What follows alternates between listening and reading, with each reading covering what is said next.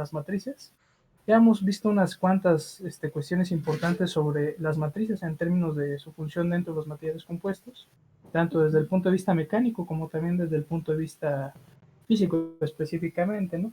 Ahorita vamos a profundizar un poquito más sobre los tipos de matrices que podemos encontrar, pero sobre todo las matrices que nos interesan desde el punto de vista más de la materia, ¿no? ¿Sale? Entonces, bueno, hemos comentado, en este caso, creo que nada más hemos mencionado las características, estas 4 características, ¿verdad? Ya nos damos en esta segunda parte, ¿verdad? Sobre la matriz juega un rol importante en la continuidad térmica eléctrica, o también lo mencionamos. No, profe. ¿No? Ok. Entonces, bueno, aparte de lo que tenemos aquí, evidentemente, las matrices pues van a tener un rol muy importante sobre la conductividad térmica y eléctrica del compuesto. En el caso de la eléctrica, acuérdense que habíamos mencionado que algunas fibras, por ejemplo, tenían la capacidad de funcionar como conductores eléctricos.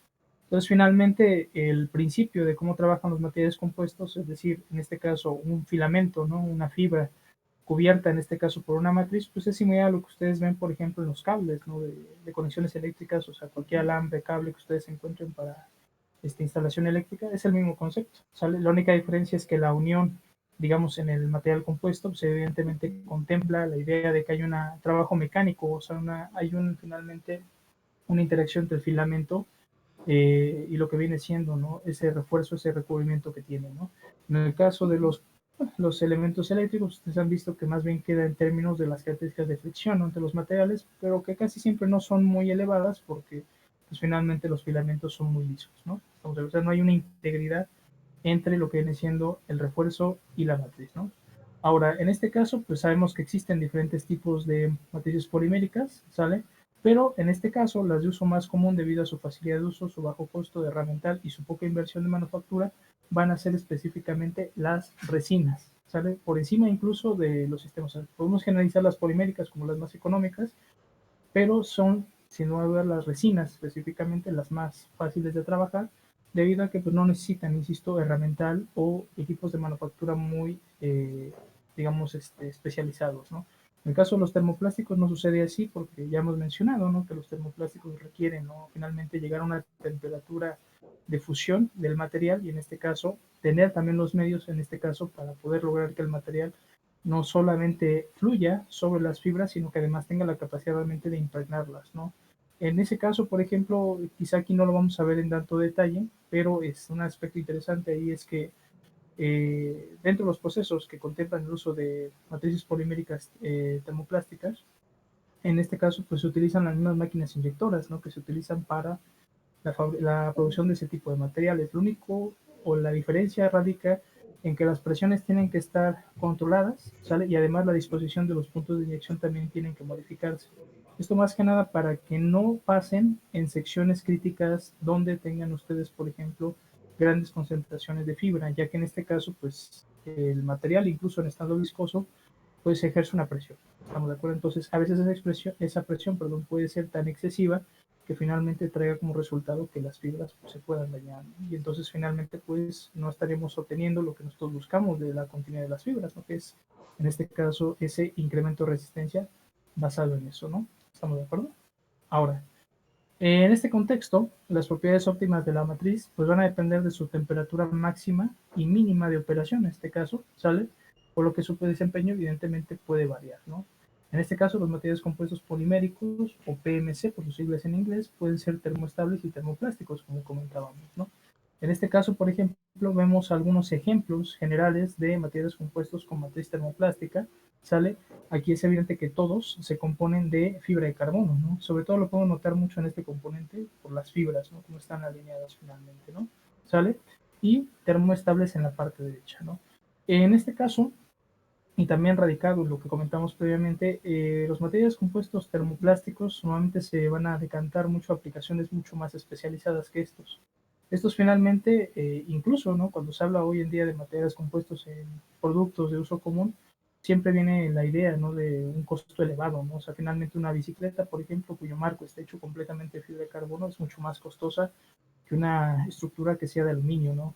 Igual lo que pasa en los cascos. ¿no? En este caso, los recipientes a presión, por ejemplo, y un ejemplo claro que ustedes han visto en materiales compuestos quizá es, por ejemplo, las purificadoras de agua hoy en día los tubos que se utilizan para la purificación específica, o sea, para almacenar el líquido, ya no están hechos de metales, están hechos actualmente de fibra de vidrio con matrices, en este caso resinas epóxicas, ¿no? Estamos de acuerdo. De hecho, por eso luego, si algún día tienen la oportunidad de verlos a la distancia, van a notar, en este caso, las fibras, ¿no? A lo largo, ¿no? Algunos pueden estar pintados, casi siempre son en color azul, otros no tienen ningún tipo de pintura y se ve claramente, ¿no? Lo que viene siendo la fibra de vidrio. Y como les comentaba, los termoplásticos pues son cerrados más a aplicaciones especializadas. De hecho, todos estos son componentes de aeronaves específicamente, o más bien componentes aeroespaciales. ¿Vale? Ahora, caso similar a lo que hicimos en la parte anterior, ¿sale? Vamos a hablar un poco en general de los tipos de matrices, ¿sale? Entre las termoestables y las termoplásticas, ¿no? En este caso, la termoestable, pues se sabe que se forma por una transformación química irreversible de una resina en una matriz polimérica reticular. El concepto irreversible quiere decir que nosotros, cuando logramos, o en este caso combinamos los elementos de la matriz, no podemos recuperar los elementos básicos. Esta matriz no puede ser reprocesable, ¿ok? Hoy en día, por ejemplo, hay ciertas técnicas que se están evaluando precisamente para recuperar materiales termoestables, ¿sale? Tienen que ver más con un proceso de polverización, por ejemplo, pero bueno, finalmente se sabe que, y bueno, se pulverizan y después se compactan a altas presiones precisamente para obtener componentes reciclados, ¿no? Lo que sí se sabe es que las propiedades de esos componentes por ese proceso de reciclado pues, no alcanzan las propiedades de un elemento, digamos, donde la resina se curó, ¿no? Específicamente, ¿no? Es decir, no recuperan las propiedades originales, ¿ok? Pero, en este caso, insisto, el concepto irreversible radica en esa parte, ¿no? No podemos recuperar los elementos que formen el sistema de termoestable, o en este caso, la matriz termoestable, ¿ok? En este caso, las resinas termoestables pues, se caracterizan o van a tener la característica de tener una baja viscosidad, ¿sale? Para impregnar el refuerzo y reducir el tiempo de fabricación. Esto es una parte interesante. Son o sea, de su composición, de hecho, sale incluso sin haberse combinado, porque en este caso los termoestables, las resinas, se combinan con un catalizador o con un endurecedor, según sea el caso, lo vamos a explicar más adelante, ¿ok? Pero la inclusión de ese endurecedor o de ese catalizador modifica las características de viscosidad de la resina original. Entonces quiere decir que ya preparada, la viscosidad es distinta a la que ustedes tendrían sin haberle adherido el endurecedor o el catalizador, ¿no? Pues realmente es esa viscosidad, no la que se da ya cuando está combinada, la que nos interesa, porque finalmente es la que vamos a utilizar para el proceso de impregnación, ¿no? ¿Sale? Además, el que tenga baja viscosidad, pues facilita evidentemente el proceso de impregnar, ¿no? En este caso, el refuerzo con la resina, ¿no?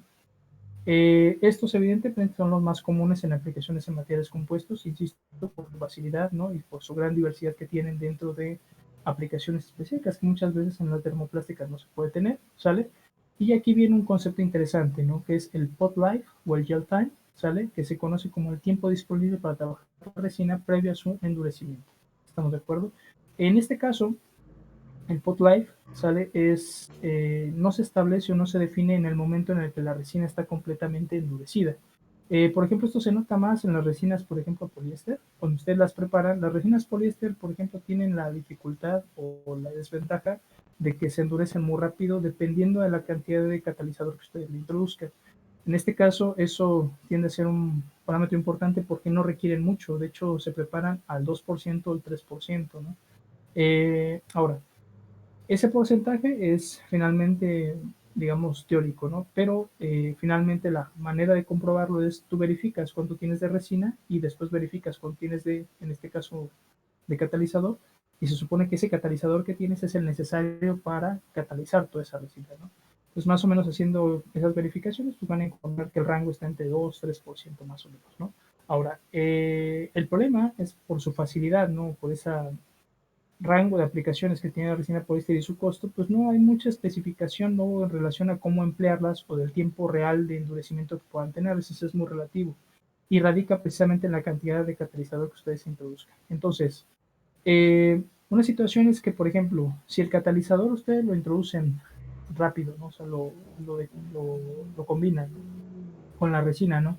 Pero, por ejemplo, no hacen un buen proceso de mezclado, el catalizador se queda, por ejemplo, porque una situación interesante es que las resinas y sus catalizadores o endurecedores tienen diferentes densidades. Entonces, en primera instancia, cuando tú los combinas, que siempre el catalizador se queda por arriba, porque no es más viscoso que la resina. Entonces, ¿cuál es el problema? Que cataliza la resina superior, ¿sale? Entonces ahí, por ejemplo, pues no estás respetando el porcentaje, sino que estás colocando una cantidad excesiva de catalizador, ¿no? Entonces ahí lo que sucede es que vas a notar que en tu recipiente, por ejemplo, pues tú tenías resina hasta un cierto nivel, ¿sale? No mezclaste bien el catalizador, o luego lo que hacen muchas veces es que lo echan y no tienen con qué combinarlo, o sea, no tienen con qué revolver, y en lo que están buscando con qué revolver, regresan y resulta que esta parte, la primera, cuando ustedes introducen, ¿no? Por ejemplo, el palito, lo que van a utilizar, ¿no? Por ejemplo, resulta que sienten, ¿no? Que ya está como gelatinosa, ¿sale? O sea, ese es de hecho es digamos, la comparación, está gelatinoso, ¿no? ¿Estamos de acuerdo? Bueno, en ese momento quiere decir que ustedes ya alcanzaron este tiempo, el pot life o gel time, ¿estamos de acuerdo? O sea, cuando se pone gelatinoso el sistema de resina, ya no sirve, ya no pueden ustedes lograr impregnación. De hecho, si lo impregnan, se van a dar cuenta que se quedan como plastas sobre el material que ya no corren, o sea, ya no es un líquido, ya es un gel específicamente, ¿no? Entonces, pues evidentemente ya no se aplica tan, ya no se aplica, digamos, con tanta facilidad. Y aparte, también el problema que radica ahí es que normalmente este, endurece rápidamente. O sea, finalmente el tiempo que ustedes tenían disponible ya lo perdieron, ¿okay? Y entonces tú dices, bueno, pues así lo puedo aplicar, ¿no? Y lo aplican y después de un ratito, o sea, 5 minutos máximo, ya se endureció. O sea, ya es literalmente, está en estado completamente sólido, ¿no? Entonces, por eso luego hay que tener cuidado con esa parte, ¿no? Insisto, esto es mucho más fácil verlo, sobre todo en esos sistemas, por sus características de cómo finalmente reacciona, en este caso, el catalizador con la resina, pero bueno, es un parámetro que finalmente se encuentra en todos estos sistemas, ¿no? Que hay que tomarlo en cuenta, ¿ok?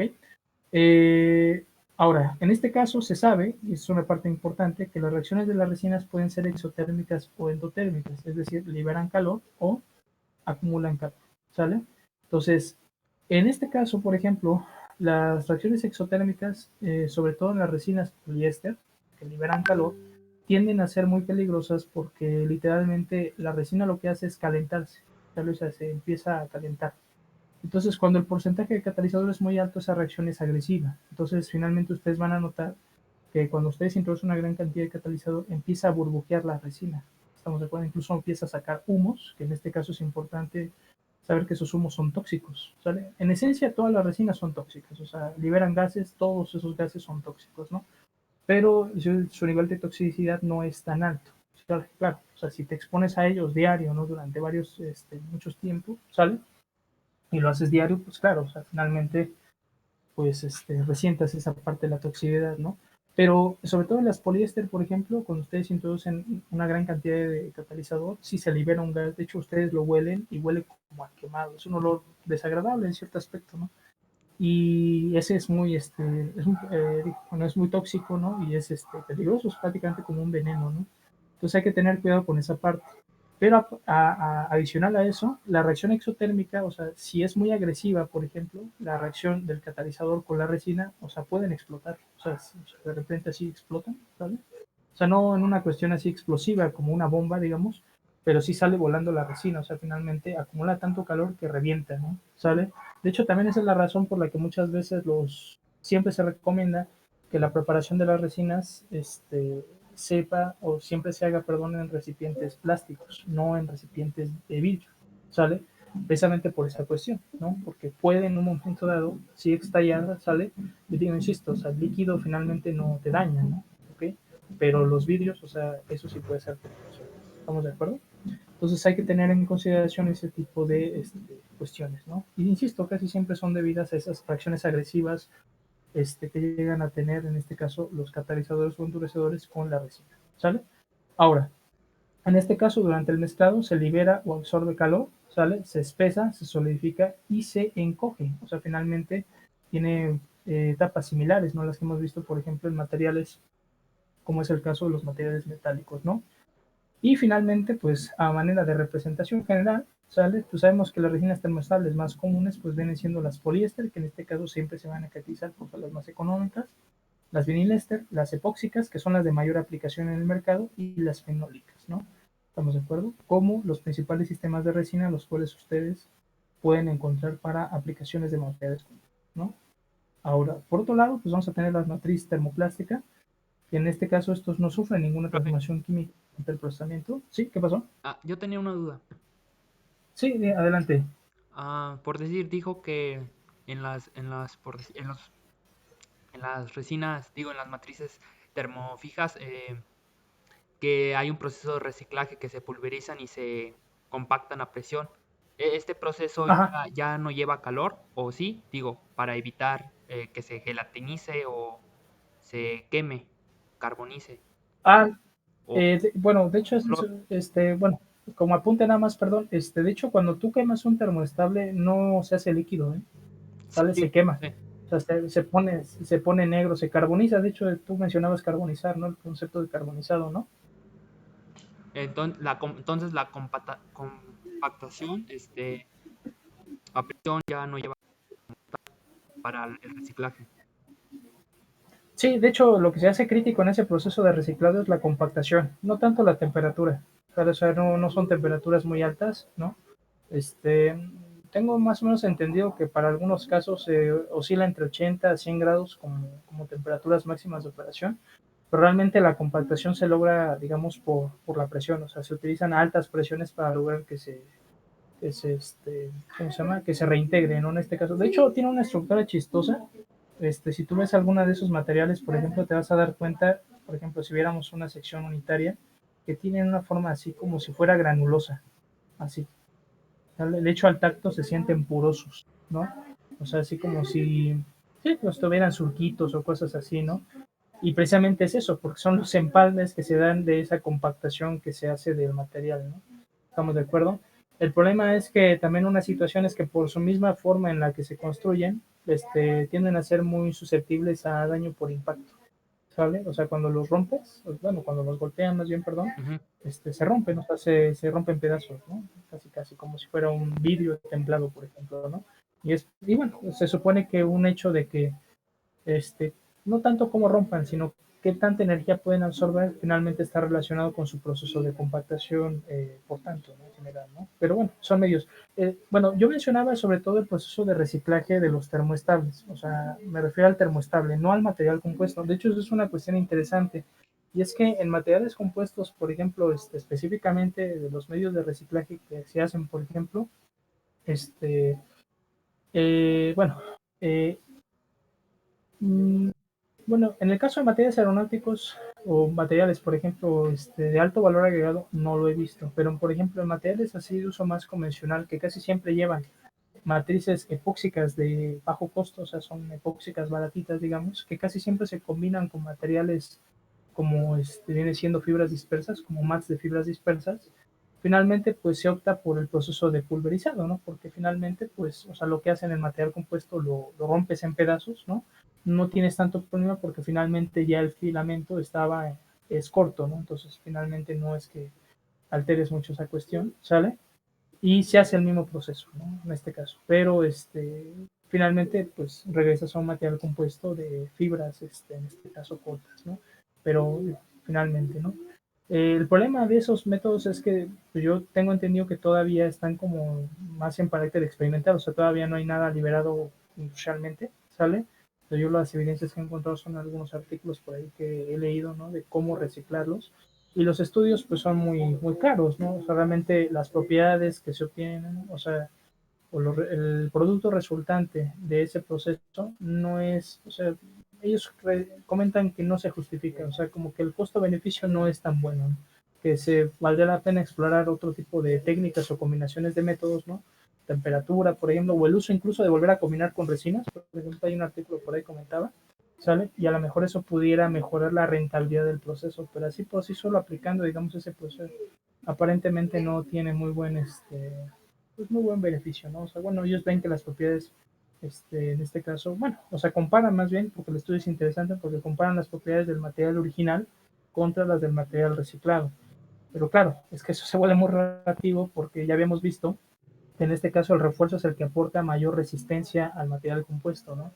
Pero lo que aporta resistencia, en este caso, sobre todo en los materiales de fibras cortas, pues es la longitud de la fibra corta, ¿vale? O sea, bueno, claro, o sea, no lo vemos porque, digo, finalmente son ejemplos, pero las fibras cortas, por ejemplo, pueden variar en su tamaño, pero más o menos en promedio, o sea, por mencionar, ¿no? Así de las que luego ustedes encuentran, por ejemplo, las colchonetas, por ejemplo, son como de 5 como a 10 centímetros más o menos, o sea, también no es corta, ¿no? Ujú. Y el proceso de pulverizado que se hace, por ejemplo, para esos procesos termoestables, sí los deja como polvo casi, o sea, ¿no? Como, casi como juelitas, ¿no? Entonces, pues realmente no pasas de una fibra de 5 centímetros, sino te quedas con fibras como de pues, medio centímetro, ¿no? Un poquito incluso menos, ¿no? Entonces, lo que mencionan en el artículo es que posiblemente, bueno, más bien que seguramente, o sea, al no haber tanta continuidad de fibra, o sea, como la fibra no alcanza tanta longitud, pues finalmente por eso el resultado mecánico no es tan eficiente. Insisto, eh, ellos lo que hacen es comparar las propiedades del producto original contra las del producto reciclado. Y también aparte, pues la sinergia del sistema pues no se está respetando tanto porque finalmente el proceso de impregnación es diferente al proceso de integración que se hace por ese proceso de reciclado. De hecho, también ellos lo mencionan, ¿no? Y entonces, por tanto, la integridad estructural que tiene la resina sí es muy diferente en ambos procesos, ¿no? Entonces, también por eso sí hay una carencia importante. Entonces, sí, o sea, lo verificas y sí los cambios en propiedades pues son muy marcados, ¿no? Que ellos comentan que, bueno, o sea, si lo comparas con un sistema solamente hecho de resina, no hay mucha diferencia porque la resina pues se sabe que no tiene este, propiedades tan sobresalientes como los refuerzos, ¿no? Pero bueno, o sea, ya comparando en ese contexto, pues se ve mucho más marcado, ¿no? ¿Sale? Sí, Ok, perfecto. Bueno, en este caso, bueno, eso sería, por ejemplo, los termoestables. Y en el caso de los termoplásticos, comentábamos, por ejemplo, que en este caso no sufren una transformación química durante el procesamiento, es decir, a diferencia de estos, ¿sale? Estos sí pueden ser reciclados, ¿estamos de acuerdo? En este caso, como comentábamos, o como comentaba en su momento, el termoplástico es fundido para ser procesado y después regresa a su estado sólido. Entonces, por lo tanto, el reciclado en los materiales termoplásticos es mucho más eficiente, ¿no? De hecho, el reciclado de fibras por matrices termoplásticas es también muy eficiente porque si el material finalmente no te gusta, ¿sale? O pues sí, valga la redundancia, no te gustó el resultado, pues puedes refundir, ¿sale? Y reocupar, ¿no? Volver a obtener, ¿estamos de acuerdo? Para poder reprocesar, ¿no? Entonces finalmente es mucho más eficiente. Ahora, esto solamente aplicado en ciertas fibras, porque solo la fibra de carbono y la de Kevlar, por ejemplo, en un cierto rango de temperaturas pueden trabajarse, digamos, bajo ese proceso. La de carbono, por ejemplo, si ustedes, por ejemplo, quisieran en algún momento separar el carbono de la matriz, ¿sale? No se hace por medio de procesos de calentamiento o de calcinación, como muchas veces se les llama, porque la fibra de carbono se descarboniza, ¿sale? Acuérdense que las etapas del carbono contemplan que tenemos que, hay ciertas etapas de calentamiento donde se va estabilizando la estructura. Entonces muchas veces, si tú no tienes una atmósfera, perdón, controlada, pues tú siempre vas a tener oxígeno en el ambiente. Entonces el calentamiento del carbono sale por un cierto rango, ¿ok? A partir de los 250, 300 grados, empieza a reaccionar con el oxígeno y entonces empiezan a formar pues, dióxido de carbono, monóxido de carbono. Es decir, empiezas a desintegrar la fibra. ¿Estamos de acuerdo? Y entonces ese proceso de desintegración pues evidentemente la debilita, o sea, ya no mantiene las propiedades originales del refuerzo que tenías previamente. ¿Estamos de acuerdo? Entonces ahí se hacen otro tipo de procesos, por ejemplo, como la digestión, donde mediante combinación de ácidos, por ejemplo, un ataque químico más bien, eliminas la matriz, o sea, literalmente la consumes, ¿no? O sea, la eliminas, ¿ok? Y simplemente te quedas con la fibra de carbono, ¿sale? Que después hay que someterlas a procesos de lavado y de estabilización muy, digamos, no nada relacionado con temperatura muy altas, ¿sale?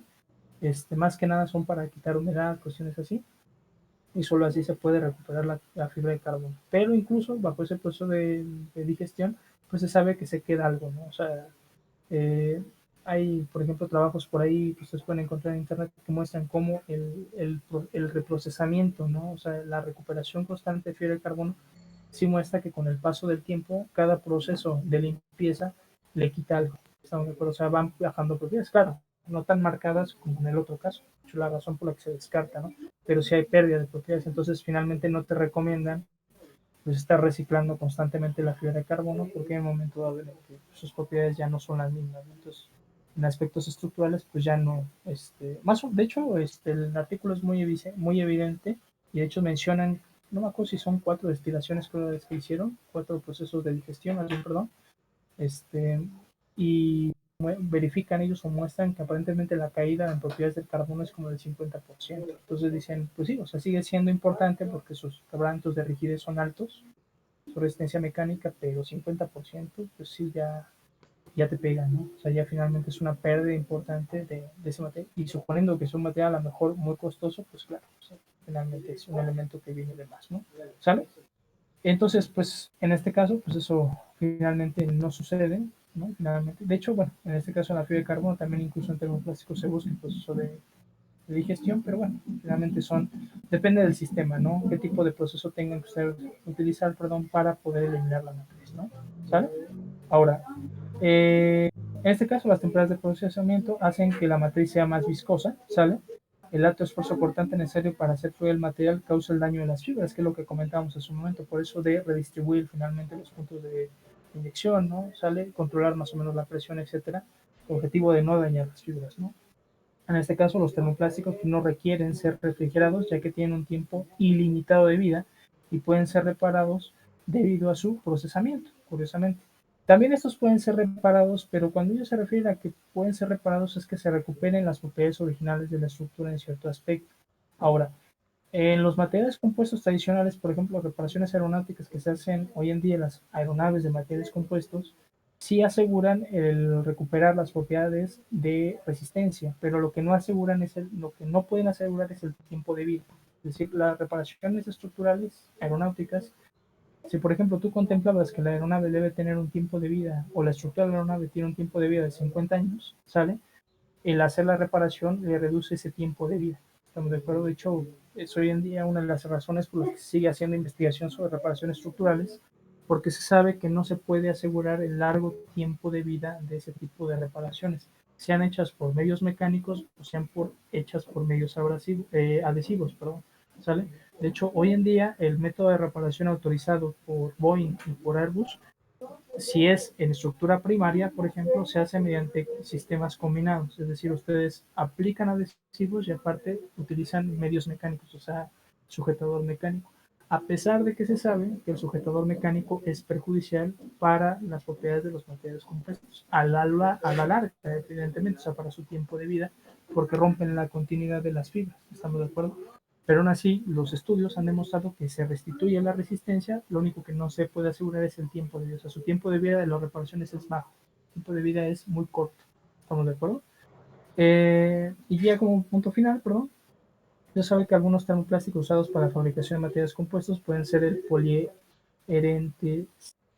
polieretentatona, o sea, PEC, perdón, por la pronunciación, polisulfuro de fenileno, PPS, polisulfona, PSUL, perdón, polieterimida, PEI, y poliamida o poliamida imida, ¿sale? O sea, el PAI, ¿sale? Por mencionar algunos, ¿no? Hoy en día también se hace, por ejemplo, estudios con policarbonato también, que ha demostrado, por ejemplo, que tiene muy buenos resultados, ¿no? O sea, el policarbonato por sí solo ya es un termoplástico con buenas propiedades en resistencia, pero aparte, ligado, por ejemplo, con sistemas de refuerzo como carbono, como fibra de vidrio, pues sí han tenido resultados bastante, digamos, interesantes, ¿no? O sea, finalmente se convierte en una estructura bastante, digamos, resistente, ¿no? Estamos de acuerdo por mencionar algunos, ¿no?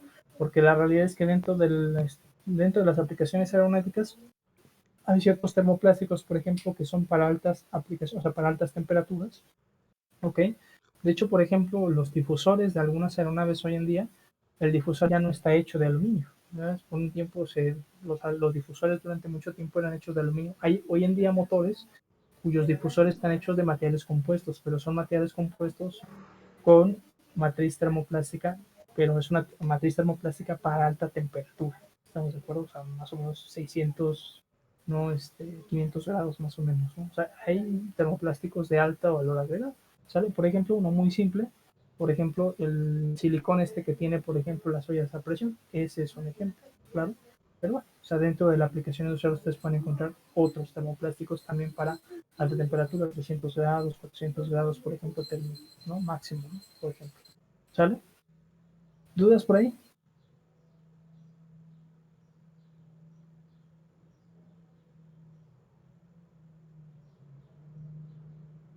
¿Dudas, compañeros, por ahí de esto?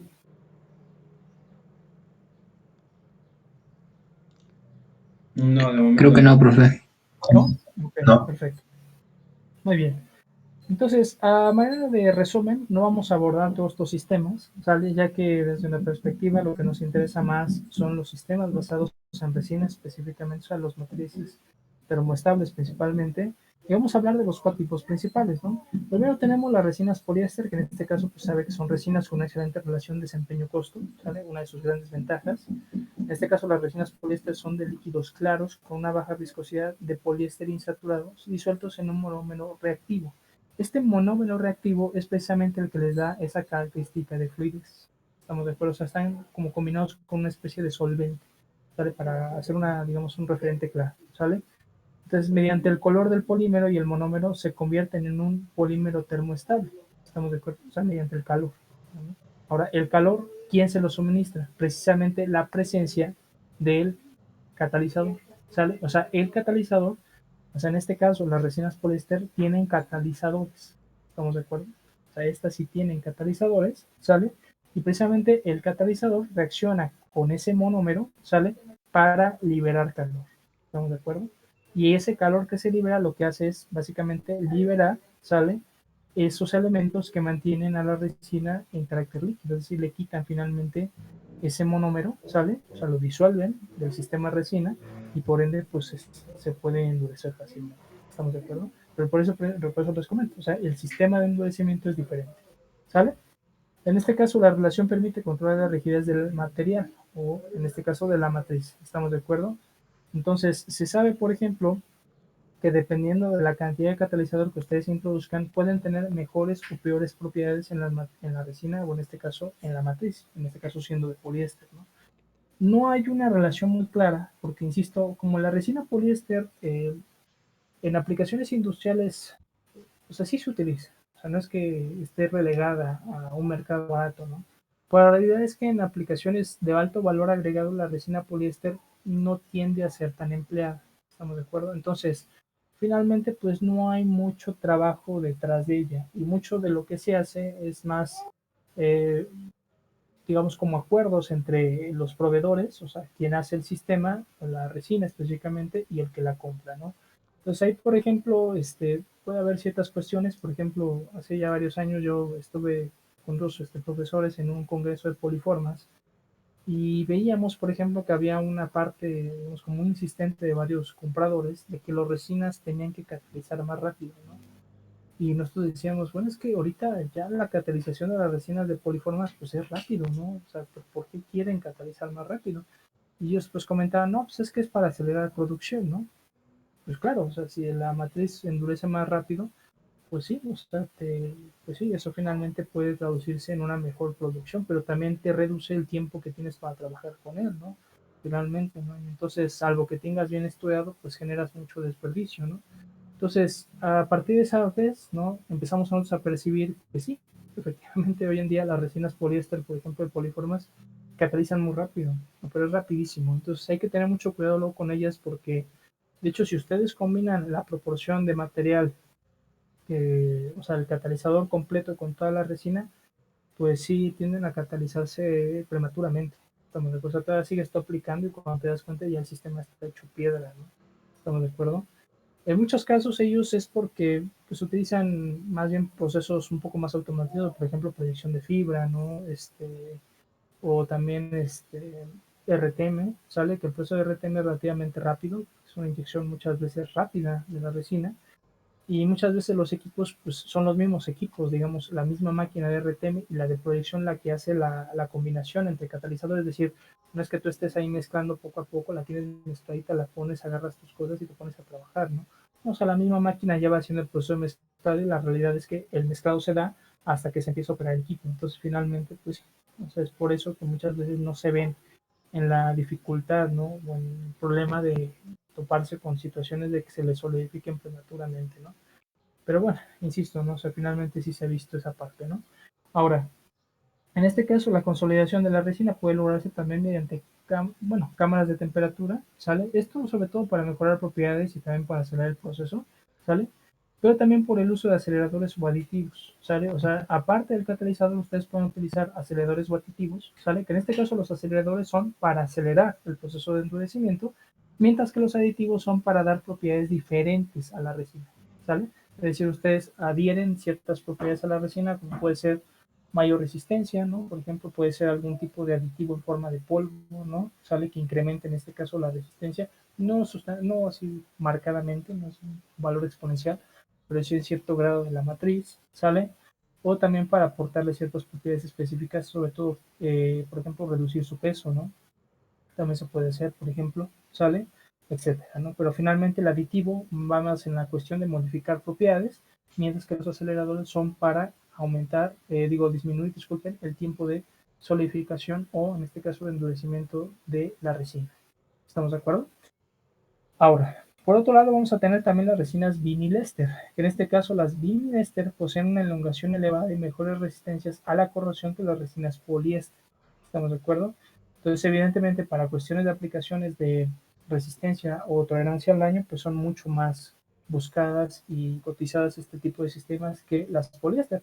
La verdad es que la poliéster tampoco no es que crean que sea un sistema muy resistente. De hecho, es una resina con propiedades mecánicas muy bajas, tanto en propiedades mecánicas en tensión, cortante, pero también en sucesión de daño, ¿no? Tenacidad de la fractura también es muy baja. De hecho, tiende a tener un comportamiento muy frágil, ¿no? Es casi como, bueno, o sea, no como un vidrio, evidentemente, pero comparada con otros sistemas, sí son muy frágiles, ¿no? O sea, sí son quebradizas, ¿no? Incluso, ¿no? Y entonces finalmente, pues eso pues influye e impacta directamente sobre ese tipo de cuestiones, ¿no?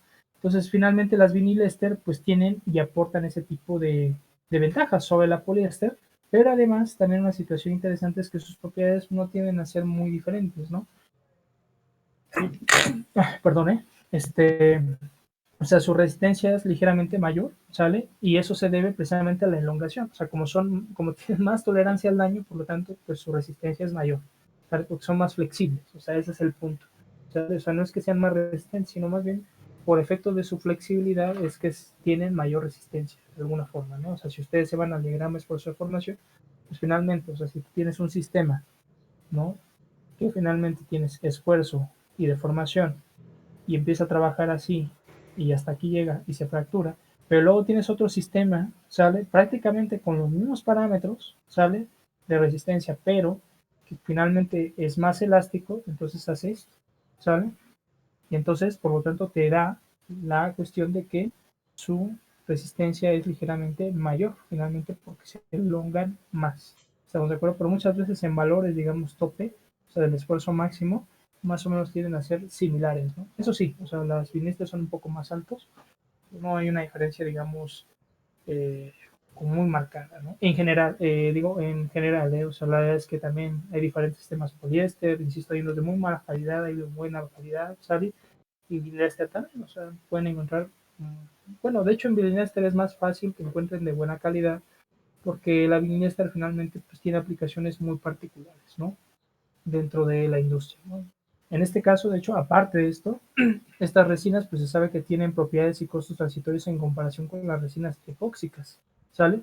Pero existe una variedad de resinas vinil éster para aplicaciones superiores a los 121 grados centígrados, o sea, ya hablamos de una temperatura importante, ¿no? Dentro de su aplicación de este tipo de materias. Además, se sabe que somos resistentes a ácidos, alcalinos, solventes, peróxidos e hipocloritos.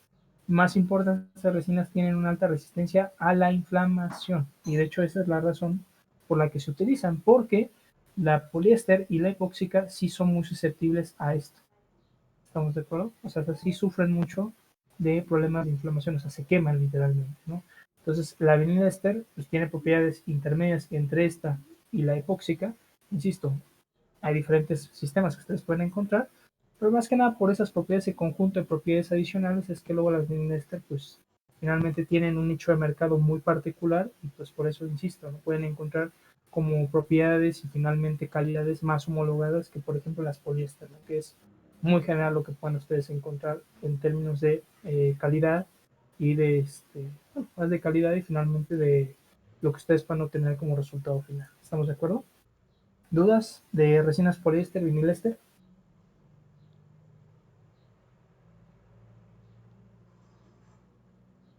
No, de momento. ¿No? Perfecto. Ahora, en tercer lugar, pues vamos a tener las resinas epóxicas, ¿sí? Aquí sí un poquito más de, de texto, porque finalmente, como les comentaba, son los sistemas más empleados en la industria, ¿sale? O sea, epóxicas se pueden encontrar una variedad de resinas inmensa, ¿sale? En el mercado y una cantidad de proveedores también inmensa en el mercado, ¿ok? Y también, dado a eso, pues también encuentran una gran variedad en calidades de resina. ¿Estamos de acuerdo?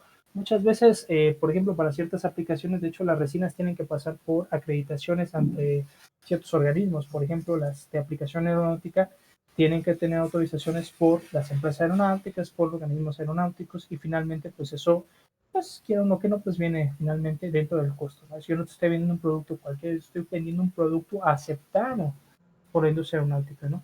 También hay, por ejemplo, resinas epóxicas que tienen reconocimiento ante SAE, por ejemplo, ¿no? U otros tipos de organismos, digamos, industriales, ¿no?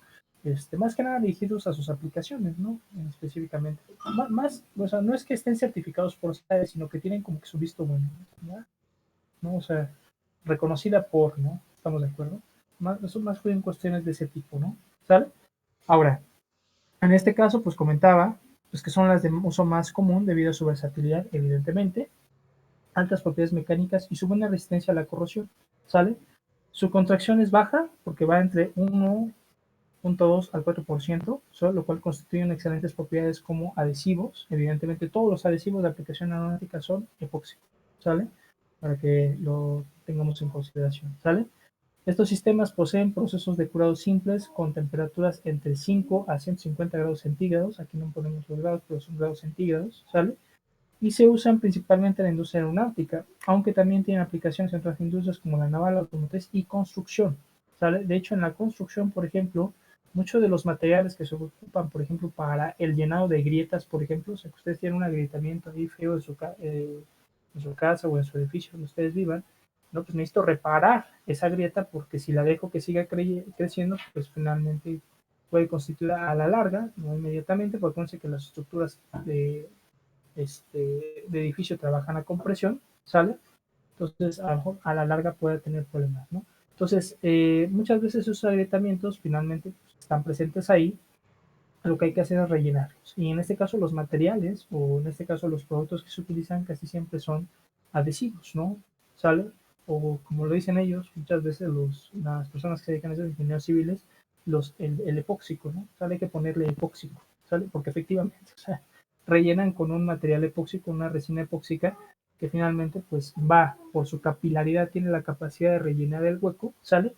Y a diferencia del concreto, el epóxico es flexible. O sea, si tú comparas las propiedades del concreto con las propiedades de una resina epóxica, la resina epóxica es como un resortito que anda ahí. Entonces, finalmente lo que hace es funcionar como una especie de sistema de amortiguamiento, ¿sale? Que independientemente de los movimientos que pueda tener el edificio a posterior, o sea, no es un elemento rígido, sino que es un movimiento, es un elemento más bien que tiene esa capacidad de absorber el daño, ¿sale? O sea, de absorber esos movimientos, ¿sale? Sin lograr, en este caso, que la grieta siga creciendo significativamente, ¿no? O sea, restringe los movimientos del agrietamiento a grandes rasgos. ¿Estamos de acuerdo? Y aparte, bueno, también por sus características funciona como un sistema eh, de aislamiento, ¿no? O sea, de bloqueo finalmente para líquidos, etcétera. De hecho, también, si ustedes tienen humedad en sus edificios, por ejemplo, van a ver que, es que quiero que me repares mi humedad que tengo ahí en mi edificio. Llegan, te raspan, te hacen un boquete y lo que hacen es inyectar un epoxi, precisamente, que funciona como escudo, ¿no? Ante la humedad. Okay, o sea, cierra el paso de humedad, okay, quitan todo lo que ya esté húmedo y luego ponen ese epóxico, ¿no? Entonces, digo, insisto, realmente si ustedes se dan cuenta, pues hay un gran número de aplicaciones. Y la última, por ejemplo, no sé si alguno de ustedes había escuchado hablar de las pinturas epóxicas de pura casualidad. Pinturas epóxicas, ¿eh? Sí, profe. Sí, por ejemplo, compañero, ¿esas dónde las has visto que se utilicen? Bueno, yo hace poco utilicé unas, Ujú. para darle brillo a la fachada de una casa. Era Ujú. de concreto y se limpió primero y luego se prepararon las resinas, pero se supone que es como un barniz, pero Exactamente. son de resinas epóxicas, de hecho, y la preparación es igual. Ujú. Esas, exactamente, no la combinas con otro material, ¿no? esas Sí, con el catalizador y con solvente dependiendo de la dureza y la rapidez con la que quieres que se seque. Exactamente. ¿Sí? ¿Alguien más iba a comentar algo por ahí, perdón? Esas creo que también las he visto, pero para pisos de cemento. Ujú, No sé si exactamente. se aplica ahí. Exactamente. Sí, de hecho, por ejemplo, las piscinas, o sea, las albercas y todo esto que luego ustedes van, por ejemplo, a un balneario o alguno de esos, van a notar que luego están pintadas, ¿sale? O sea, tienen un recubrimiento, de hecho, cuando lo pisan ustedes tiene así como, está como, no decir pegajoso, ¿no? Pero sí sientes como que se te, como, como antiderrapante, digamos, sería el concepto, ¿no? ¿Sale? Bueno, esas pinturas también son epóxicas, ¿estamos de acuerdo? Y bueno, como comentaba el compañero, por ejemplo, las fachadas de las casas sí se utilizan mucho porque finalmente funcionan como aislantes ante la humedad. O sea, son muy buenas para aislar humedad. ¿Estamos de acuerdo? Porque lo que crean es literalmente como una capa plástica, ¿verdad, compañero? Así es, profesor. Exactamente, o sea, crean una capa plástica. O sea, no es como. Ya ven que, por ejemplo, cuando ustedes pintan con vinílica y todo, como que queda poroso. O sea, no. O sea, queda poroso, o sea, no queda así como planito, así bonito. ¿Sale? O sea, queda porosillo, ¿no? Pero bueno, finalmente ese es el acabado que te da ese tipo de pintura. Las epóxicas, ¿no? Las epóxicas se dan de cuenta que le pegaron un pedazo de plástico. Así como esos luego que, ¿cómo le decían? Como el moco ese que luego ustedes podían aventar a la pared y se quedaba ahí pegado. O sea, más o menos así, ¿no? Entonces, ese es el acabado. Entonces, claro, o sea, internamente en una casa, pues a veces no queda muy bien porque se ven muy brillosas, se ven muy brillosas. Y entonces sí, pues, no es común, ¿no? El uso de pinturas epóxicas en las interiores, ¿no? En los exteriores sí, bueno, hay veces que yo en pinturas epóxicas no tengo mucha experiencia, quizá el compañero ahí pueda saber, pero yo tengo entendido que las combinan a veces yo creo que sí lo mencionó, no sé si el concepto es correcto, aditivos o algún tipo de polvos o algo así, y las hacen como más opacas al color, pero en promedio son muy brillosas. No sé si esté bien ahí, compañero, si tú ya creo que las has utilizado un poco más. Sabes que yo lo utilicé, pues yo tampoco tenía así experiencia usándola, pero en Ajá. el recipiente vienen las instrucciones y decía que para acabados más opacos, pues simplemente se le pasan más manos, pero cada lapso de secado es de 6 horas aproximadamente. Eso sí, sí, tiene razón. El tiempo, de hecho, también de endurecimiento de las resinas epóxicas es el más largo de todos, ¿eh? ¿Sale? Por ejemplo, la poliéster en 2 horas ya está endurecido el sistema. Las vinilester tienden a tener también tiempos más o menos larguillos, bueno, cortos en promedio, si las comparamos con las epóxicas, puede ser de 4 o 5 horas dependiendo también del sistema específicamente, pero las epóxicas sí son muy tardadas, ¿no? Por ejemplo, en el caso de las resinas y de las pinturas, por ejemplo, un momentito, ¿eh? Otra regreso, compañeros, ¿eh? Un momentito nada más.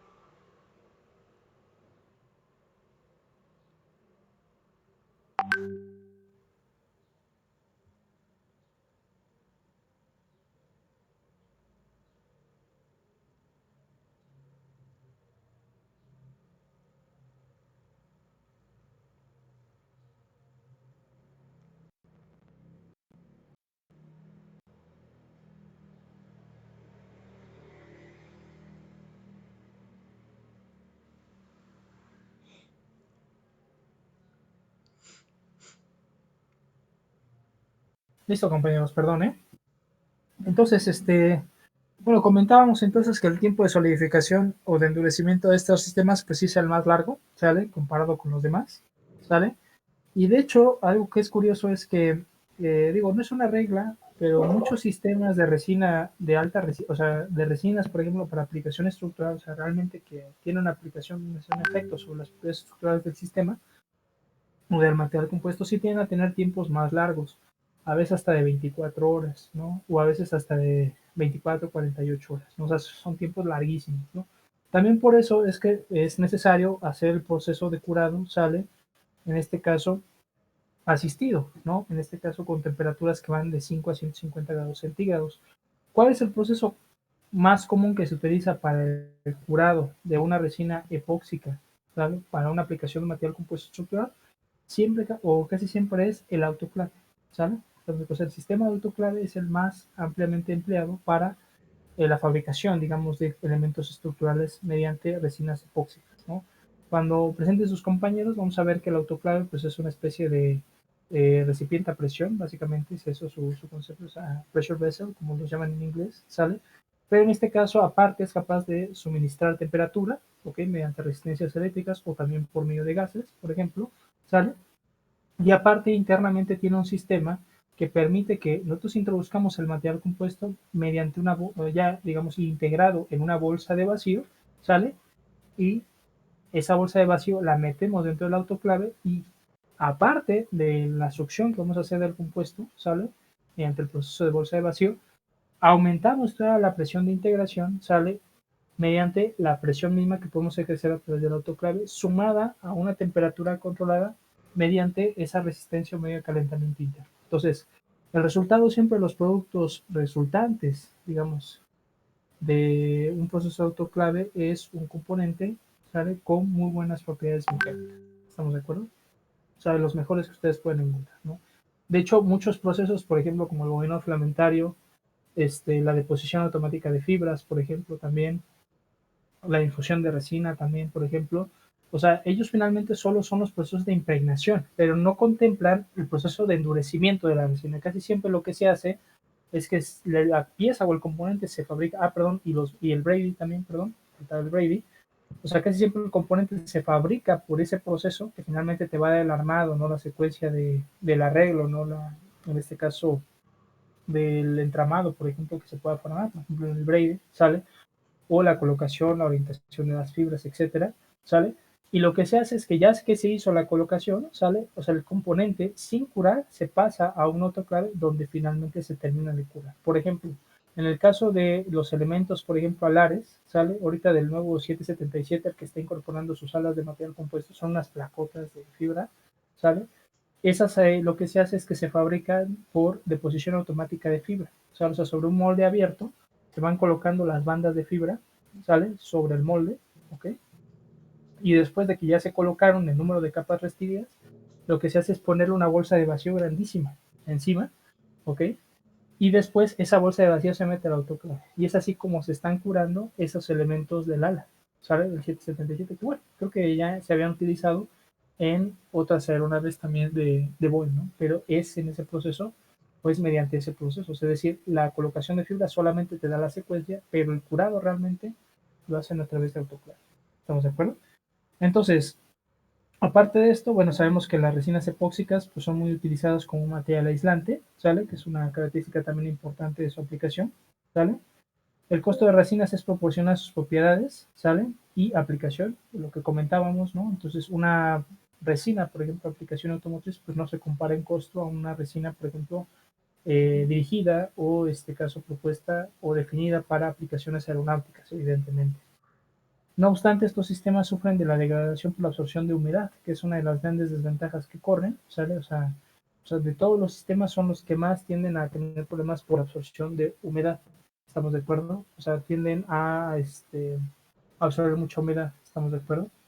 Pero aún así, por ejemplo, este, o sea, como elementos, o sea, lo que sucede aquí es que el que absorbe específicamente la humedad es la resina. ¿Estamos de acuerdo? Entonces, por ende, funciona como un sistema aislante, pero en el caso de los materiales compuestos, pues es problemático porque pues tú lo que no quieres es que el material compuesto sufra o absorba mucha humedad. ¿Estamos de acuerdo? O sea, tú lo que buscas es que él es el que mantenga la integridad, no que esa resina proteja de alguna forma que las fibras no se llenen de humedad, ¿no? Entonces, claro, o sea, para aplicaciones por pintura externas y cosas así funciona muy bien, ¿sale? Pero para cuestiones, por ejemplo, estructurales, pues sí, tienden a tener esta cuestión. Y esa degradación por humedad se refiere más bien a una pérdida de propiedades mecánicas, ¿sale? No tanto a que se descarapele o se caiga en pedazos o algo así, no, más bien una pérdida de propiedades mecánicas. Entonces, estructuralmente, pues es contraproducente, ¿no? ¿Estamos de acuerdo? Y finalmente, pues estas resinas, perdón, epóxicas pueden alcanzar temperaturas de servicio de hasta 175 grados centígrados a 247 y 250 grados centígrados. Esto es un dato ya un poquito viejo. Hoy en día hay sistemas que ya alcanzan más temperatura y he visto por ahí unos que decían que ya hasta 300, ¿no? Grados centígrados. Están ahí unas resinas por ahí de aplicación aeronáutica que hasta 300 grados centígrados están soportando de servicio, ¿sale? Ahora, contraste con los sistemas previos como el poliéster y en este caso el poliéster, perdón. Estos no utilizan catalizador, estos utilizan endurecedores, ¿sale? Por eso el término, aquí lo vemos claramente, lo mencionan como hardener, ¿sale? Entonces tienes epoxy resin, ¿sale? Que sería la resina, y después el elemento 2 que sería el endurecedor, ¿sale? Ahora, algo interesante de las resinas, en este caso epóxicas, es que a diferencia de las vinyl ester, por ejemplo, y de las, en este caso, poliéster, notamos que la cantidad de catalizador necesario es muy pequeño en comparación con la cantidad de resina que nosotros vamos a preparar. Todo este catalizador es necesario para catalizar todo esto, igual que aquí para este, ¿sale? Las resinas epóxicas no tienden a tener esa característica, ¿sale? Casi siempre, no en todos los sistemas, el endurecedor, por ejemplo, es muchas veces proporcional, a veces en una proporción de 50%, o sea, 50% endurecedor, 50% resina, ¿ok? O hasta al 20-15%, ¿sale? O sea, del total que tienes, por ejemplo, de resina, el 15% de eso sería el endurecedor. O sea, es muy variable la cantidad de endurecedor, ¿sale? Ahora, cuestiones importantes. Mientras que en estos sistemas tú controlas las propiedades mediante la cantidad de catalizador que tú introduces, aquí no sucede aquí. Eso no sucede en este caso. Aquí lo que nosotros tenemos que hacer es mantener siempre la proporción de endurecedor con resina. Es decir, si la proporción, por ejemplo, es 50-50, ¿sale? Y yo tengo que preparar 100 mililitros de resina epóxica, ¿sale? Entonces necesito 50 mililitros de resina y 50 mililitros de endurecedor, forzosamente. ¿Por qué? En este caso, la reacción química de las resinas epóxicas es diferente y el endurecedor, ¿sale? No funciona como en el caso del monómero de los poliésteres, ¿sale? O sea, no elimina ningún tipo de solvente ni nada, sino que al contrario, el endurecedor reacciona con la resina, ¿sale? Para formar el elemento, en este caso, polimérico. ¿Estamos de acuerdo? Por lo tanto, en este caso, se supone que para lograr que toda esa resina se convierta en este caso, en un polímero endurecido, necesita forzosamente que le introduzcas ese otro 50% de endurecedor. ¿Estamos de acuerdo? O sea, la proporción es el endurecedor necesario para endurecer toda esa resina. Entonces, insisto, a diferencia de las otras, no se controla el tiempo de endurecimiento pues es que voy a ponerle menos de lo que me recomiendan para que no endurezca tan rápido. Error, ¿sale?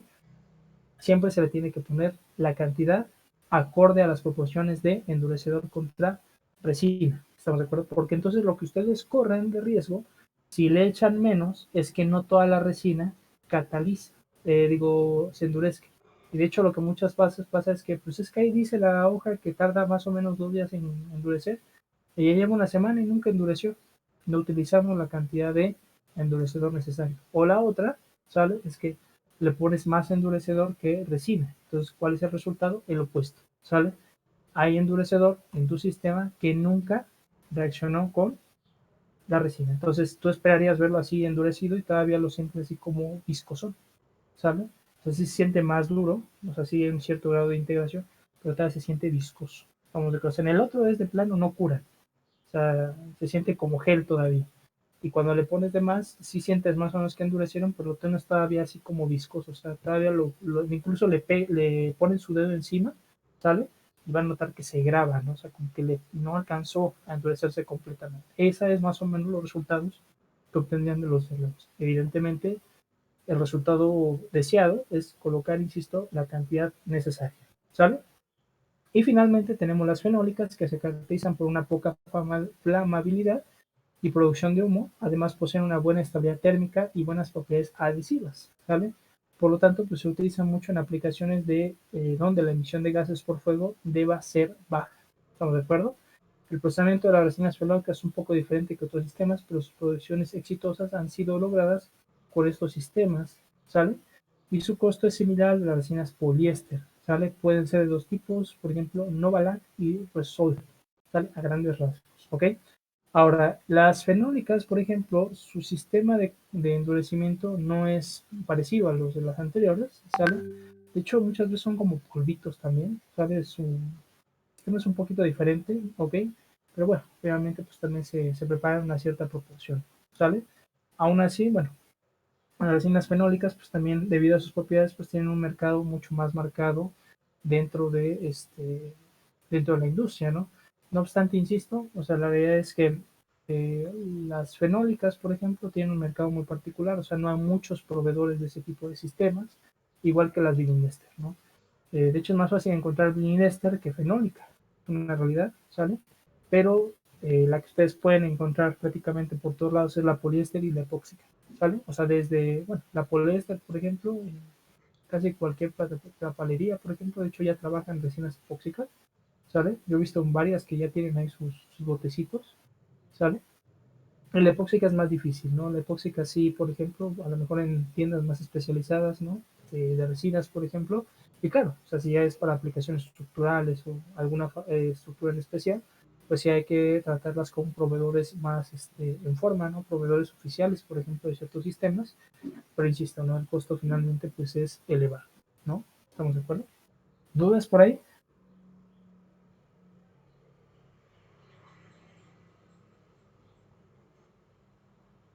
No, profe. ¿No? Ok. Ahora, a manera de comparación, aquí tenemos igual una tabla parecida a la que vimos para las fibras, donde tenemos, por ejemplo, como parámetros la resistencia a la tensión, ¿sale? El módulo de flexión, ¿sale? La densidad, ¿ok? A la temperatura de servicio continuo, coeficiente de expansión térmica y porcentaje de absorción de agua, ¿sale? Durante 24 horas, por ejemplo, de los sistemas. En este caso, estos son datos interesantes porque comentábamos que en el caso de los materiales compuestos, por ejemplo, la humedad sale y la temperatura sobre todo está muy ligada a veces a el sistema de la matriz, ¿sale? Pero sobre todo la absorción de humedad depende mucho de las matrices, ¿estamos de acuerdo? Entonces vamos a notar, por ejemplo, que realmente dentro de los materiales compuestos el parámetro de humedad, ¿sale? Viene más decantado a las propiedades de la matriz que al del refuerzo, es decir, evidentemente se puede obtener mediante regla de mezclas, ¿sale? Hay unas fórmulas por ahí que pueden encontrar en Barbero, si no mal recuerdo, y también creo que las presenta, una cosa es Herakovich, hay otro libro por ahí también que presenta cómo pueden ustedes calcular las proporciones, o bueno, en este caso el coeficiente de expansión térmica e higrométrica del material compuesto a partir de los factores de expansión térmica, higrométrica y térmica de los elementos constituyentes. Y por ende las fórmulas van a notar que sí, los valores de absorción dependen más, ¿sale? De la fibra, digo, de la matriz, por ejemplo, que del refuerzo. Y eso más que nada se debe a que la matriz tiende a ser más susceptible a absorber humedad que los refuerzos. O sea, es realmente esa la principal razón. Entonces, finalmente, de alguna forma se toma el parámetro proporcional, por mencionarlo de alguna forma, ¿no? Ahora, si nosotros observamos, pues vamos a notar que, por ejemplo, la resina epóxica, ¿sale? Pues sí, o sea, tiene propiedades, por ejemplo, bastante interesantes, ¿no? De 35 a 85 megapascales, ¿no? Resistencia, ¿no? Pero que comparado, por ejemplo, con la poliamida, el PEC, ¿sale? Por mencionar algunos, sí es menor, ¿sale? De hecho, muchos sistemas, insisto, termoplásticos tienden a tener propiedades mejores, ¿sale? Que las resinas, porque finalmente son más elásticos, ¿sale? El problema radica en su procesamiento, ¿estamos de acuerdo? Y por eso finalmente se limita a aplicaciones mucho más especializadas. Por ejemplo, no podríamos hacer una fabricación de una, por ejemplo, lo mencionaba de alguna forma, el ala completamente de material termoplástico. ¿Estamos de acuerdo? O sea, finalmente el ala, o sea, nosotros necesitamos asegurar que hay una buena impregnación. De hecho, una situación, no lo mencioné también con los termoplásticos es muy difícil lograr una impregnación homogénea de las fibras, ¿sabe?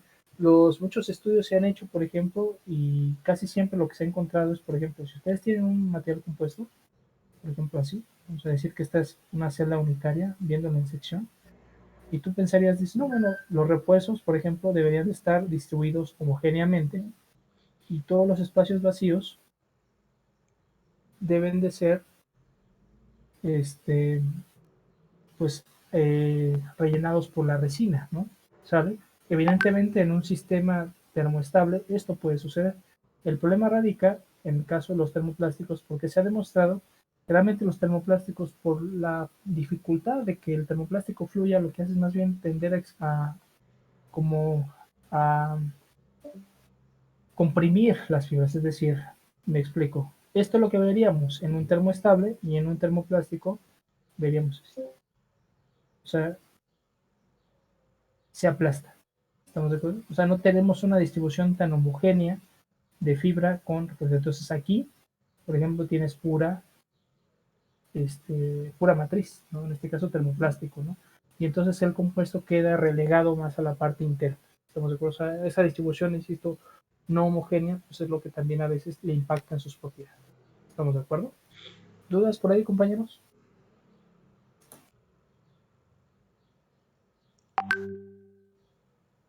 No, de momento. ¿No? Perfecto. Muy bien. Ya simplemente para acabar, ¿sale? Vamos a mencionar algunos conceptos generales de materiales compuestos, por ejemplo, compuestos naturales que ustedes pueden encontrar hoy en día. Es la madera, evidentemente, ya que se basa en una matriz que es una resina del árbol, lignina y hemicelulosa, ¿sale? Y en este caso el refuerzo pues, es un tejido fibroso de celulosa. ¿Estamos de acuerdo? A grandes rasgos. Y el otro es el hueso, siendo en este caso la matriz el colágeno y el refuerzo sale resina o hidroxiapatita. ¿Estamos de acuerdo? Entonces, finalmente, son de hecho los elementos que también ligan porque la madera y también los huesos tienden a tener tan buenas propiedades en fricción, ¿sale? Obviamente porque son materiales compuestos, desde el concepto general, ¿no? De esa parte, ¿no? Ligado a esto, por ejemplo, algunos compuestos que habían sido elaborados por el ser humano muchos años, por ejemplo, tenemos el adobe, en este caso la matriz es tierra, y el refuerzo pues vienen siendo fibras vegetales que se le añadan específicamente, ¿no? Casi siempre en este caso la tierra, ¿sale? Y esa es la realidad, necesita o requiere de un aglutinante, que nosotros sabemos que muchas veces pues es estiércol, ¿no? Muchas veces el adobe, ¿no? Utiliza ciertas proporciones de estiércol, ¿no? ¿Sale? Y por otro lado el concreto armado, siendo la matriz en sí mismo un compuesto, ¿sale? Ya que se forma de arena y grava, y el refuerzo por las varillas de acero. ¿Sale? O sea, finalmente el castillo de una estructura, de una casa, perdón, es un material compuesto reforzado por fibras, porque finalmente las varillas van desde la parte de abajo hasta la parte superior. ¿Estamos de acuerdo? De lo que le llaman el colado, si no mal recuerdo es el término que utiliza. ¿Ok? Entonces, basado en este contexto, pues se pueden encontrar que los materiales compuestos se pueden clasificar en términos específicamente del tipo de refuerzo. Por lo tanto, podemos encontrar materiales compuestos poliméricos o plásticos reforzados con fibra de vidrio, plásticos reforzados con fibra de carbono, plástico reforzado con fibra de aramida y plástico reforzado con fibra metálica. ¿Estamos de acuerdo? Dentro de las aplicaciones de los materiales compuestos, pues evidentemente está la aeronáutica, la espacial, ¿no? Transporte terrestre, industria naval, industria química y transporte por ductos, curiosamente, ¿no? De manera más ejemplificada o más clara de estos ejemplos, podemos tener el Boeing 787, evidentemente una aeronave fabricada con materiales compuestos en un porcentaje muy alto, el 50% de su peso aproximadamente, ¿sale? El A350 también, ¿sale? El Velocity, el Lancair, el Stella M1 y el Learjet 85. Hoy en día hay muchos más ejemplos, por ejemplo, que podemos tener de materiales compuestos aplicados en la industria aeronáutica, ¿no? Pero evidentemente las tendencias, ¿no? Y los trabajos han mostrado y demuestran más bien, perdón, que ese porcentaje va a ir en aumento con el paso de los años. ¿Estamos de acuerdo? En aplicaciones aeroespaciales hay muchas, ¿sale? En este caso, desde la fabricación de cohetes, por ejemplo, ¿sale? Protecciones, por ejemplo, que he hecho aplicaciones espaciales hablan de cohetes, lanzamiento de nanosatélites, por ejemplo, hay nanosatélites hoy en día que se fabrican de fibra de carbono, o sea, la estructura interna del nanosatélite es de fibra de carbono, ¿sale?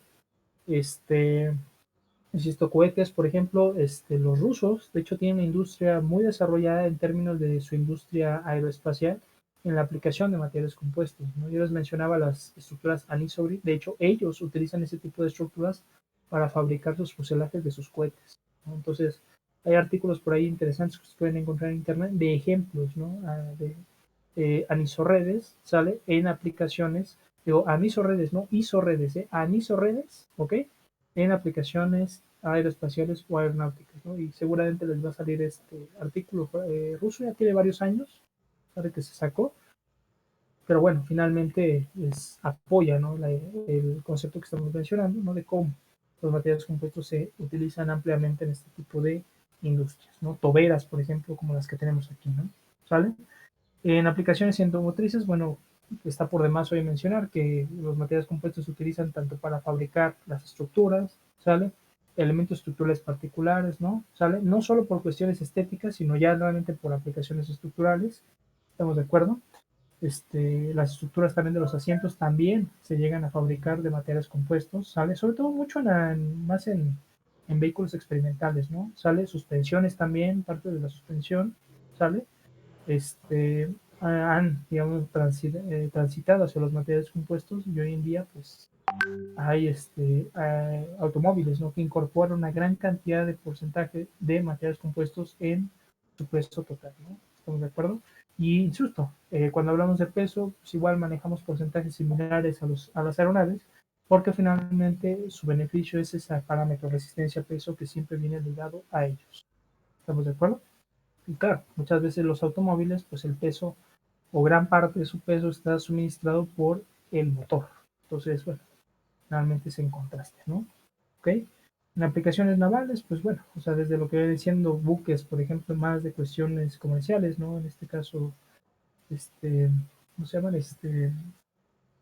Botes, por ejemplo, en la industria militar también, por ejemplo, hay varios ejemplos de estructuras que se están haciendo hoy en día, aquí en México, de hecho, de botes hechos en fibra de carbono, sale fibra de vidrio, sale, y bueno, o sea, finalmente son vehículos que pertenecen a la industria naval, ¿no? ¿Sale? Y en aplicaciones industriales, por ejemplo, pues, por ejemplo, tenemos los aerogeneradores donde las plagas, ¿sale? Están hechas muchas veces de materias compuestas, fibra de carbono, fibra de vidrio, sistemas combinados, por ejemplo. También, por ejemplo, lo que viene siendo la columna también se fabrica en materiales compuestos, ¿sale? Hoy en día los varios recipientes para contenedores grandes se utilizan materiales compuestos, ¿no? En este caso estos son de fibra de vidrio, ¿sale? Tubería también, material compuesto, ¿sale? Estos, por ejemplo, son de fibra de vidrio, pero pueden encontrar también por ahí, hay unos que luego se hacen, por ejemplo, de fibra de aramida con un recubrimiento externo e interno de polietileno, si no me acuerdo, es el material, ¿sale? Y está chistoso porque el material, digamos, o sea, el tubo en esencia es muy rígido, pero por las dimensiones que normalmente se utilizan, pues, son tubo que se utiliza para transporte de fluidos, como viene siendo petróleo, por ejemplo, crudo, ¿sale? Cuando se tiende sobre el terreno, pues finalmente por su propagación, longitud, ancho, ¿sale? Realmente es como si fuera una especie como de cuerda, o sea, de hecho se adapta muy bien al terreno. O sea, solo pensaría que queda así recto, porque uno lo ve, pero acuérdense que finalmente la longitud es un parámetro que va relacionado con la rigidez. Entonces, entre más largo, básicamente es el tubo, ¿sale? Entonces, pues mejor se adapta a la forma del terreno. ¿Estamos de acuerdo? Ahora, un aspecto interesante del desarrollo de las estructuras de materiales compuestos es que previamente pues, se tenía la filosofía del desarrollo de estructuras metálicas basadas en el proceso de diseño clásico, la cual contempla a grandes rasgos, sale estas etapas, que es la identificación de requerimientos, el diseño conceptual y el diseño de detalle, entendiendo en este caso que el diseño de detalle contempla que primero se definen las formas, sale, luego los materiales y luego los procesos, siendo que desde el diseño conceptual ya se definió claramente lo que es la función de la estructura o de el producto en general que se esté diseñando. No obstante, en el caso de los materiales compuestos, la filosofía cambió porque, pues inicialmente, pues sí se hace una identificación de requerimientos, se hace un diseño conceptual, pero previo al diseño del detalle se tiene que hacer un diseño del material, porque en los materiales compuestos el material se diseña. ¿Estamos de acuerdo? Entonces, muchas veces el diseño conceptual ustedes van a obtener, de hecho se maneja así, el análisis o la síntesis del problema que ustedes van a resolver. ¿Estamos de acuerdo? O sea, lo sintetizan para poderlo analizar, ¿no? Calcular realmente los resultados. Entonces, muchas veces a partir del diseño conceptual se obtienen las cargas de servicio, una representación general, un esquema general, ¿sale? O un diagrama de cuerpo libre del problema. Y entonces ahí es donde se pueden iniciar con estos pequeños conceptualizaciones, ¿no? O definiciones de qué tipo de materiales, ¿no? De qué características debe tener el diseño o el material para soportar estas condiciones de carga. Entonces, A partir de esas cargas se hace el diseño del material, ¿sale? En este caso definiendo la materia y el refuerzo que se vaya a emplear, el número de capas, la orientación de cada capa, ¿sale? ¿Ok? Los materiales de cada capa, etcétera, ¿ok? Y entonces ya después se entra con la parte del diseño de detalle, donde vuelven a entrar estas etapas particulares, ¿ok? Es decir, se adhiere de alguna forma un paso extra a lo que viene siendo la filosofía de diseño. ¿Estamos de acuerdo? Relacionado con ese aspecto, pues también viene una parte que es la filosofía del building block, ¿sale? Que se utiliza de hecho dentro de la industria aeronáutica, son unos elementos fundamentales de cómo se hace la trazabilidad del análisis de estructuras en aeronaves, ¿sale? Y en este caso la filosofía del building block contempla 5 niveles específicamente para el desarrollo de productos, salte, o en este caso estructuras completas o integradas de aeronaves, ¿sale? En este caso, y desde la perspectiva de los materiales compuestos, el primer nivel, ¿sale? Dado que el material se tiene que diseñar, contempla la fabricación de láminas o laminados, es decir, componentes. ¿Estamos de acuerdo? Donde el número de especímenes o de probetas puede ser muy alto, ¿sale? Ya que en este caso lo hacemos bajo condiciones de laboratorio y entonces evaluamos qué tipo de material es el más conveniente, qué configuración es, ¿sale? O sea, qué tipo de refuerzo, ¿sale? Qué tipo de orientación, por ejemplo, ¿sale? Si tiene un daño, qué resultados tiene, etcétera. ¿Estamos de acuerdo? O sea, todavía estamos diseñando el material elemental.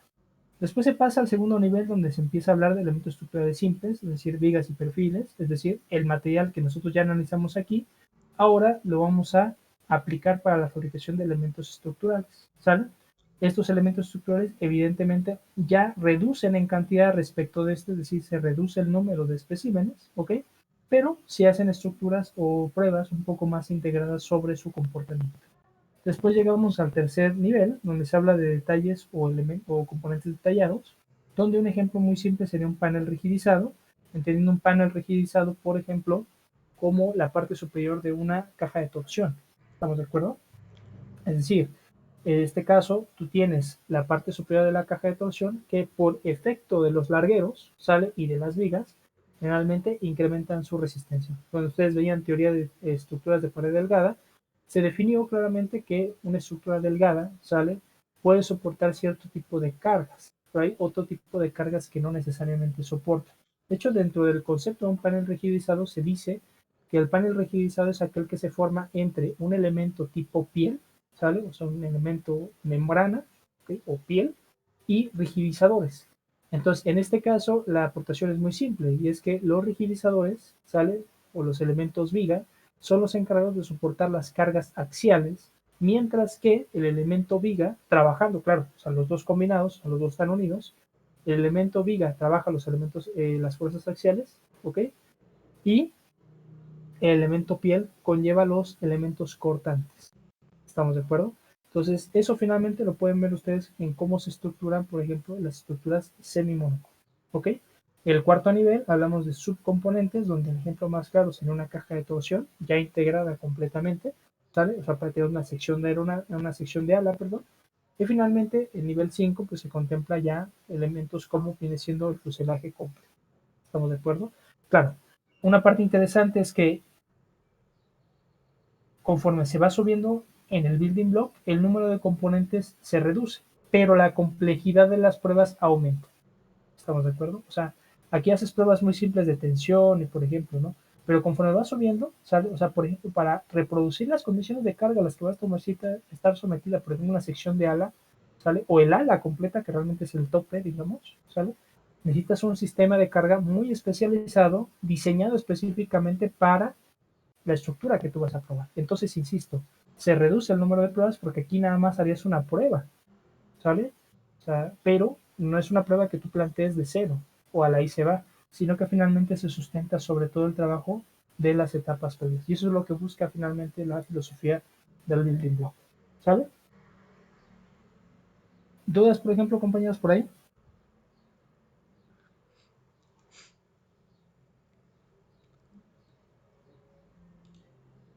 Creo que no. ¿No? Ok. Muy bien, compañero. Lo dejamos hasta aquí, ¿sale? De los conceptos generales de materiales compuestos, ¿ok? Lo demás ya lo iremos abordando conforme vayamos avanzando. Así también para que ustedes puedan comenzar con sus exposiciones el próximo viernes, ¿sale? Ahorita por cuestiones de tiempo, yo os había comentado, pues yo finalmente me integré tarde a clases, ¿sale? Empezaríamos el próximo viernes, ¿sale? Alcanzamos hasta donde termine, bueno, yo les estaría aplicando su examen, perdón, su primer examen, hasta que terminen de exponer, ¿sale? O sea, en el momento en que ustedes terminen de exponer, les aplico el primer examen. Contemplaría estos conceptos, ¿sale? Sumado a lo que viene siendo los conceptos de sus exposiciones. Ya les había comentado que aparte de evaluar la exposición, ustedes me tienen que mandar un trabajo escrito. Entonces, en este caso, la teoría que yo les pregunto en el examen sobre los de manufactura, yo la tomo de esos escritos que ustedes me dan. ¿Estamos de acuerdo? Para que nada más lo tengan en consideración, ¿ok? Entonces, si se dan cuenta, pues realmente el primer departamental está facilito, ¿sabes? Pura teoría, ¿sale? Sumada con post exposición. Entonces, yo la recomendación es que le echen ganas, traten de sacar una buena calificación en el primer departamental para que así estén holgados para el segundo y el tercero y no corran el riesgo de reprobar la materia. ¿Estamos de acuerdo? Entonces, si no hay dudas, compañeros, lo dejamos hasta aquí. Nos vemos el próximo viernes para comenzar con sus exposiciones. ¿Sale? Nos vemos.